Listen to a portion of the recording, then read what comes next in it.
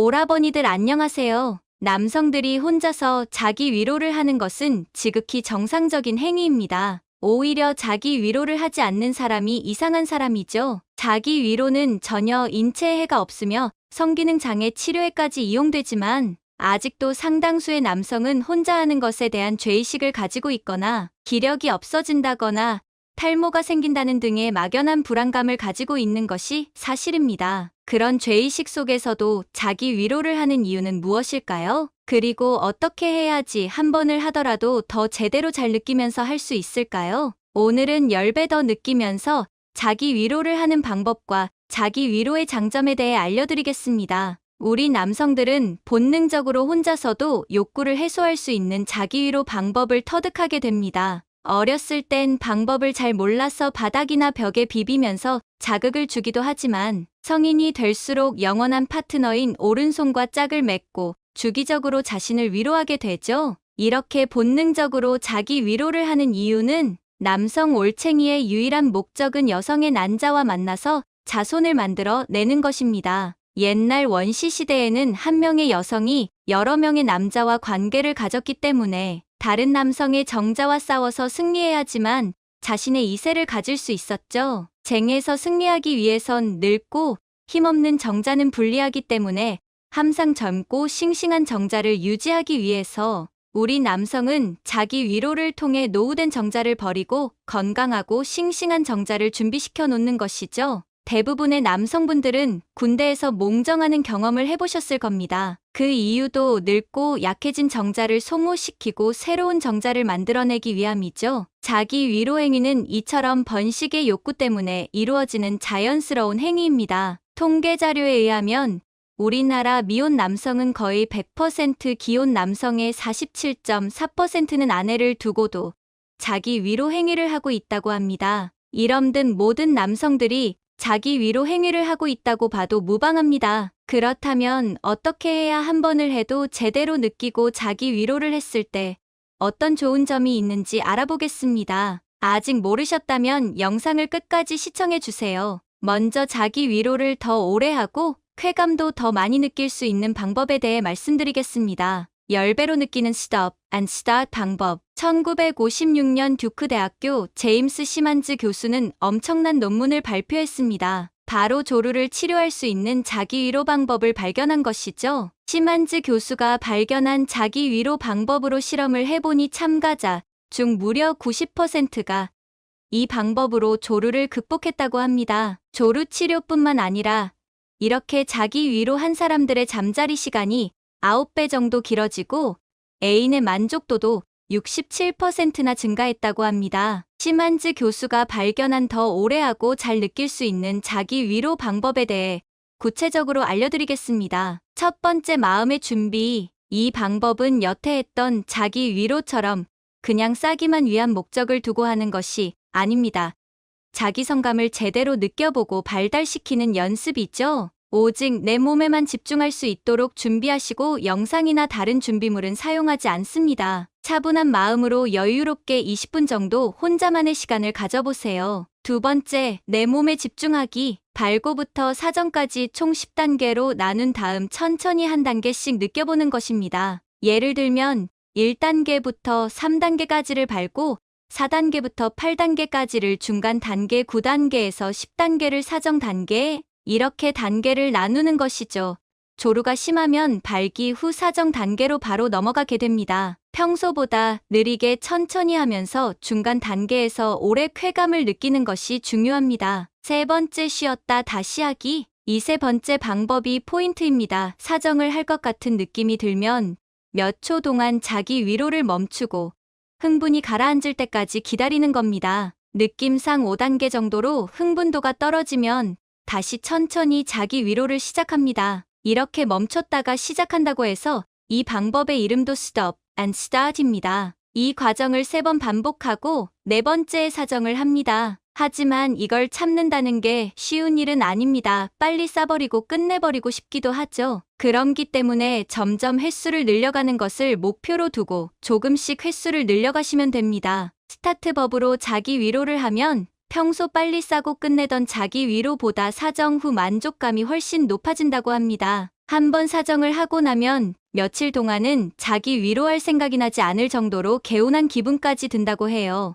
오늘은 조루 치료도 가능하면서 쾌감도 늘리는 스탑 앤 스타트법으로 자기 위로를 해보시는 게 어떨까요? 이번엔 자기 위로의 장점에 대해 말씀드리겠습니다. 첫 번째, 자기 위로 횟수와 건강. 자기 위로는 며칠에 몇 번 하는 것이 건강에 좋을까요? 하버드 대학교의 제니퍼 라이더 박사의 연구에 따르면 일주일에 4회 5회 정도는 해도 괜찮다고 합니다. 라이더 박사가 무려 18년 동안 성인 남자 31,925명을 조사한 결과입니다. 박사는 조사 참가자들에게 건강은 괜찮은지, 자기 위로를 얼마나 자주 하는지, 평소 생활 습관은 어떤지 알아봤다고 합니다. 그랬더니 자기 위로를 많이 한 사람은 전립선암과 다른 성 관련 질병에 걸릴 확률이 훨씬 낮은 걸로 밝혀졌습니다. 더 구체적으로 말씀드리자면 한 달에 자기 위로를 21번 이상 한 사람은 47번 한 사람보다 전립선암이 걸릴 확률이 19% 정도 적었습니다. 너무 안 하는 것보다는 적당히 해주는 게 남성 건강에 도움이 되는 것이죠. 물론 일상생활을 방해할 정도로 너무 자주 하는 건 곤란하니 적당히 일주일에 2~3번 정도 기분 좋게 즐기시는 게 어떨까요? 준 남성 클리닉의 황근 박사는 60세 이상의 남성은 2달 이상 소중이를 사용하지 않으면 성능력과 성기능이 떨어질 수도 있으니 자기 위로를 통해서 성기능을 유지시키는 일이 중요하다고 말했습니다. 두 번째, 우울증 예방의 효과. 영국 온라인 매체 인디펜던트의 연구 결과에 따르면 자기 위로는 엔도르핀을 증가시켜 우울증을 막아주는 효과가 있는 것으로 나타났습니다. 자기 위로를 통해 절정에 이르면 옥시토신과 엔도르핀이 분비되는데 이 옥시토신과 엔도르핀은 고통에 대한 지각을 낮추고 스트레스를 해소시키며 기분을 전환시켜주는 효과가 있고 숙면을 취하는 데도 도움을 줍니다. 또한 옥시토신은 신체의 염증 수준을 줄여 발진과 여드름에도 효과가 좋은 것으로 나타났습니다. 평소 스트레스를 많이 받고 잠을 잘 못 주무시는 분들은 자기 위로를 통해 스트레스를 해소하고 오늘 밤 숙면을 취해보는 것은 어떨까요? 세 번째, 혼자서 간단하게 욕구를 해결할 수 있다. 파트너가 필요 없기 때문에 청결한 손과 혼자 있을 공간만 있다면 언제 어디서든 성적 욕구나 충동이 생겼을 때 혼자서 간편하게 해결할 수 있습니다. 게다가 임신 걱정이나 성병에 걸릴 위험도 없으니 안전하기까지 합니다. 애인이나 파트너를 만들기 위해서는 많은 시간과 노력, 그리고 금전적인 부분까지 들어가지만 자기 위로는 파트너를 만들기 위한 노력이나 시간이 필요 없고 혼자서도 간편하게 가능하니 경제적으로도 정서적으로도 유익한 방법입니다. 네 번째, 전립선암 예방. 중년 이상 남성은 전립선 질환으로 소변 보는데 불편함을 느끼곤 합니다. 하지만 자기 위로를 계속해온 남성은 이러한 고통을 피할 수 있으며 전립선암을 예방할 수 있습니다. 사정할 때 고안에서 약 2억 마리의 정자가 시속 45km로 배출되면서 전립선 염증을 완화시킨다는 연구 결과도 있습니다. 또한 40대 이후 자주 자기 위로를 한 남성의 경우 전립선암 진단율이 그렇지 않은 사람보다 22%나 더 낮은 것으로 나타났습니다. 자기 위로를 많이 하면 머리가 빠지거나 기력이 떨어져서 힘이 없어진다는 등의 근거 없는 소문들도 많지만 모두 낭설일 뿐입니다. 다섯 번째, 면역체계를 향상시킵니다. 자기 위로의 장점 중 하나는 호르몬 코티솔 수치를 높여서 바이러스와 박테리아로 인한 모든 유형의 감염에 더 잘 대비할 수 있습니다. 연구에 따르면 남성이 사정한 후에 백혈구가 분명하게 증가하는 것이 밝혀졌기 때문에 자기 위로를 통해 면역체계를 향상시켜 각종 질병들을 예방하는 효과가 있습니다. 여섯 번째, 잠자리를 더 잘하게 된다. 자기 위로를 하면 회음근이 이완되고 골반저 근육이 수축해서 잭스하는데 필요한 근육들이 단련됩니다. 자기 위로는 건강한 운동도 되는 셈이죠. 오늘은 남성들이라면 모두가 하는 자기 위로 어떻게 하면 더 잘 느끼고 어떤 장점이 있는지 알아봤습니다. 신체에 해가 되는 것은 없으면서 장점만 있는 자기 위로 안 할 이유가 없겠죠? 일상생활에 지장을 주지 않을 정도로 일주일에서 45번 정도의 적당한 자기 위로는 신체와 정서적인 안정에 도움을 주니 파트너가 없더라도 주기적으로 자기 위로하는 것을 권장드립니다. 이제 오늘의 다음 콘텐츠로 넘어가겠습니다. 오라버니들은 오라버니만의 특별한 매력을 갖고 계신가요? 사람마다 다양한 매력들을 가지고 있고 같은 매력이라 할지라도 그것을 어떻게 느끼는지 여자마다 다를 수가 있습니다. 하지만 몇몇 핵심적인 매력들은 호불호를 가리지 않고 여자에게 강하게 어필이 되는데요. 오늘은 젊은 여자들도 껌뻑 죽는 중년 남자의 중후한 매력과 그 특징에 대해서 말씀드려볼까 합니다. 오늘 말씀드린 내용만 잘 이해하셔도 중년으로서의 중요하고 멋진 매력을 뽐내실 수 있게 되실 테니 끝까지 시청해 주시기 바랍니다. 구독과 좋아요, 알림 설정은 영상 제작에 큰 힘이 되고 있답니다. 항상 감사드립니다. 여자들 중에는 자기보다 나이 차이가 많이 나는 연상의 남자를 사랑하는 경우가 꽤 많이 있습니다. 또래의 동년배보다는 띠동갑을 훌쩍 넘기는 연상의 남자에게 사랑에 빠지는 것이죠. 이런 남자들의 어떤 매력에 빠지는 걸까요? 여자들은 10대 어린 시절에는 주로 외모를 보고 사랑에 빠지게 됩니다. 만화를 찍고 나온 것 같은 꽃미남들을 사랑하죠. 그때는 여자들이 이성을 잘 몰라서 성에 대한 막연한 환상을 가지고 있습니다. 그러다가 20대가 되면 주변에서 대시해오는 남자들을 만나면서 경험이 조금씩 쌓이게 되는데요. 사랑은 이런 건가? 하면서 멋모르고 불장난 같은 사랑을 하기도 합니다. 또한 또래의 미숙한 동갑내기 남자들보다 완전히 다른 향기를 가지고 있는 중년의 남자에게 푹 빠져버리는 경우도 있습니다. 젊은 패기로도 도저히 이길 수 없는 중년 남자의 매력은 무엇이 있을까요? 바로 구체적으로 알아보도록 하겠습니다. 첫 번째, 안정감. 말 그대로 중년의 남자는 또래의 남자들보다 경제적으로나 정서적으로는 모든 면에서 안정감이 느껴집니다. 그리고 이러한 과정은 치열하게 10대, 20대, 30대를 살아오면서 온갖 고생과 풍파를 겪고 나서 얻게 되는 안정감이죠. 머리에서 흰머리가 나기 시작하면서 나는 누구이고 나는 어떤 삶을 살아왔으며 어디로 가고 있는가에 대한 묵직한 질문들을 스스로 던지고 해답을 찾으려고 하는 시기를 맞이하게 됩니다. 이때 비로소 진정한 어른으로 성장할 수 있게 되죠. 그리고 그러한 사람만이 가진 바이브와 아우라가 생기게 됩니다. 여자들은 이러한 진짜 어른의 바이브에서 안정감과 존경심을 느끼고 이러한 매력에 빠지는 것이죠. 두 번째, 문제 해결 능력. 중년의 중후한 남자들은 여자의 수가 뻔히 보이는 밀당 같은 것에 흔들림이 전혀 없습니다. 가끔 여자들은 남자의 마음을 확인하고 싶어서 이런 밀당을 하거나 테스트를 하곤 하는데요. 일부러 연락을 늦게 한다던가 질투심을 유발한다던지의 수를 씁니다. 하지만 경험 많은 중년의 남자는 이러한 수에 흔들리지 않고 항상 고요함과 차분함을 유지하죠. 이런 밀당뿐만 아니라 여자가 감정적으로 나올 때 쉽게 휘둘리지 않습니다. 자기 감정을 잘 컨트롤할 줄 아는 것이죠. 긍정적인 감정은 공유할수록 매력적이지만 부정적인 감정은 컨트롤할수록 매력적입니다. 중년 남자들은 이걸 잘 알고 컨트롤할 수도 있습니다. 여자가 감정적으로 흥분하게 되면 같이 흥분하지 않고 다독여주기도 하고 차분하게 문제 해결에 힘쓰는 모습을 보고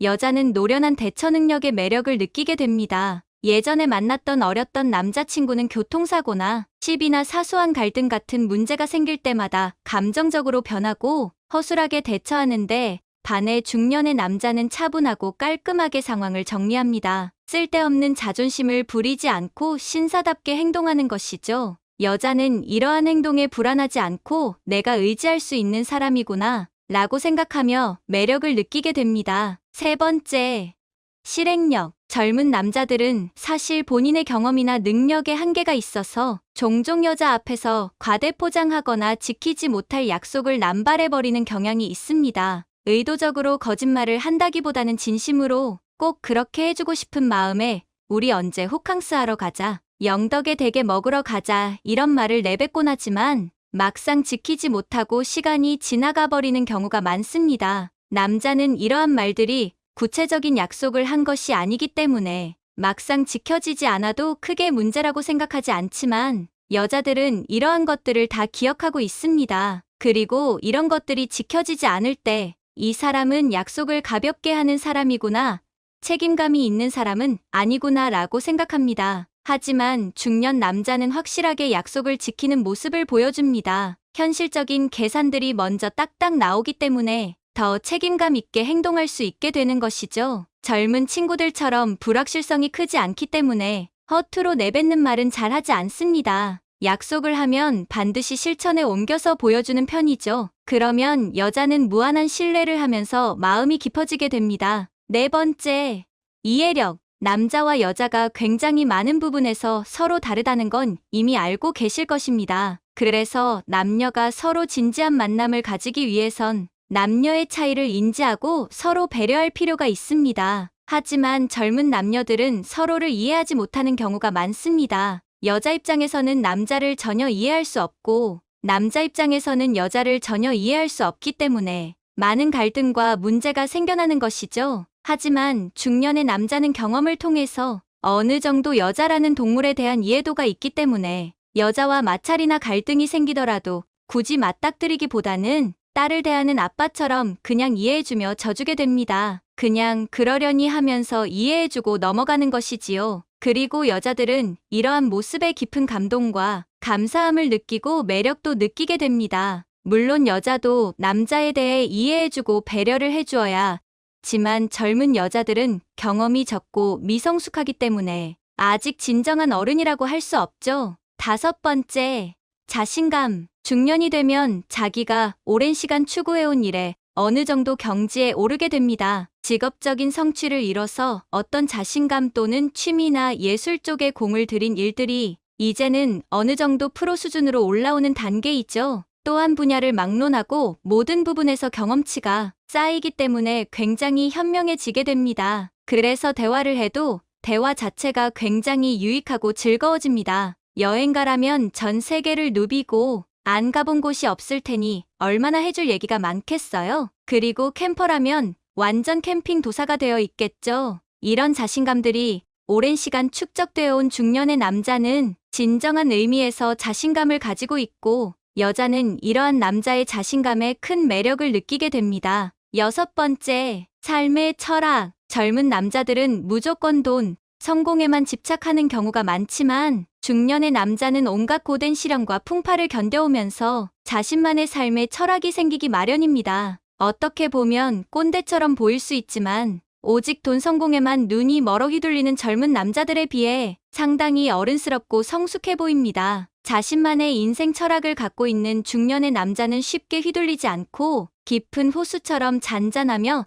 온갖 잡다한 문제들로부터 어느 정도 초연해 있죠. 이러한 모습의 여자들은 진심으로 멋있다고 생각합니다. 여자가 정말 골이 심하게 빈 여자가 아니라면 남자들이 비싼 차에 명품 옷을 입고 있는 것보다 이러한 자기만의 깊은 삶의 철학을 가지고 있는 남자들을 진정으로 멋있는 남자라고 생각합니다. 오늘은 젊은 여자가 중년 남자에게 느끼는 중후한 매력과 특징에 대해서 말씀드렸는데요. 정리하자면 첫 번째, 안정감. 두 번째, 문제 해결 능력. 세 번째, 실행력. 네 번째, 이해력. 다섯 번째, 자신감. 여섯 번째, 삶의 철학입니다. 젊은 청춘도 분명히 아름답고 그것만의 매력이 있지만 중년의 삶도 그에 못지않은 성숙하고 중후한 매력이 있기 나름입니다. 그리고 여자들 중에는 철없고 막무가내인 젊은 남자들에게 질려버려서 성숙하고 어른스러운 남자를 갈망하는 경우도 상당히 많지요. 그러니 맘에 드는 이성이 있다면 나이 차이가 난다고 괜히 주눅들지 마시고 자신 있게 다가가 보시기 바랍니다. 마지막 부분은 당신의 삶을 위한 건강 섹션이 될 것입니다.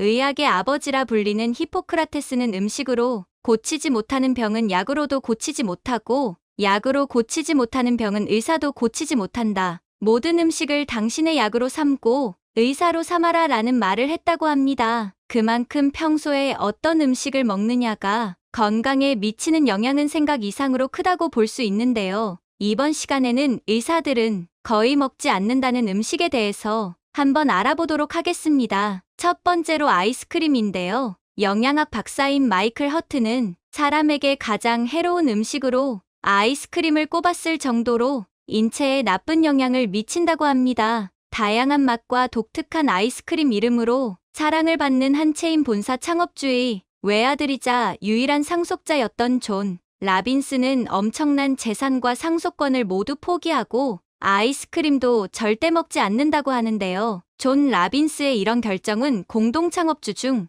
한 명의 죽음에서 비롯되었다고 합니다. 이에 대해 한 개의 아이스크림이 목숨을 앗아가지는 않지만 매일 먹는 아이스크림은 당신을 죽음으로 몰아갈 수 있다는 말을 남긴 후에 회사를 박차고 나와서 환경운동가로 살아가고 있다고 합니다. 두 번째로는 화이트 초콜릿인데요. 초콜릿은 적당히 섭취할 경우 다이어트 및 순간적 집중 향상에 도움을 준다고 알려져 있는데요. 다크 초콜릿이 아닌 화이트 초콜릿의 경우 당분이 높고 카카오 함량이 낮아서 설탕 덩어리와 다를 바가 없다고 합니다.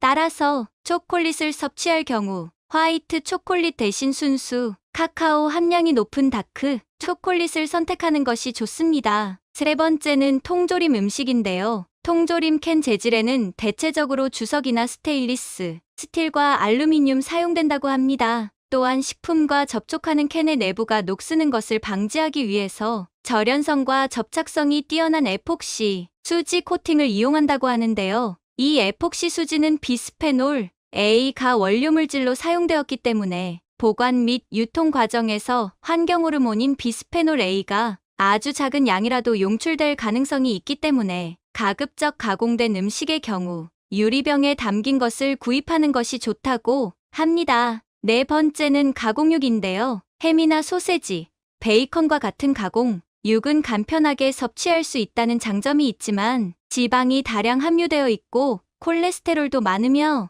보관 기간을 늘리기 위해 방부제 등이 많이 첨가되어 있습니다. 한 전문의는 가공육을 두고 가장 영양이 적은 동물의 부산물이라는 말까지 했다고 하는데요. 물론 건강한 가공육도 존재하지만 대부분 건강에 좋은 영향을 미치지 않기 때문에 가급적이면 피하는 것이 좋다고 하네요. 의사들이 가급적이면 피하는 음식 다섯 번째로는 밀가루가 있는데요. 밀가루 중독이라는 말이 있을 정도로 밀가루는 많은 사랑을 받고 있는 간식의 주 재료입니다. 밀가루의 성분 중 하나인 글루텐은 각종 알러지나 비만, 만성변비를 유발할 뿐 아니라 골밀도 저하나 피부 트러블 등을 일으킬 수 있습니다. 여섯 번째로는 인공색소가 들어있는 음식인데요. 인공색소는 과자나 아이스크림 등에 많이 쓰이는 재료로 인공조미료, 색소, 설탕 등을 혼합해서 만듭니다. 이런 인공색소 중 타르게, 색소는 대부분 인체에 유해하기 때문에